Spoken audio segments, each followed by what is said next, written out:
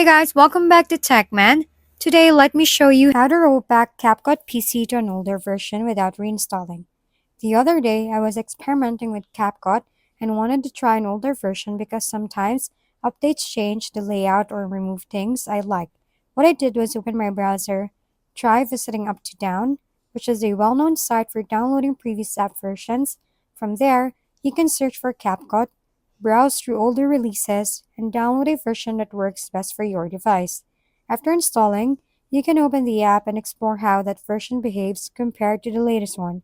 Just keep in mind, older versions may lack newer features, update, or bugs fixes, and not everything will work perfectly.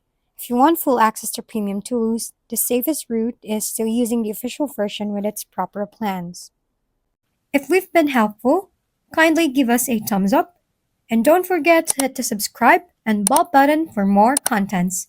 For any questions and suggestions, comment down below.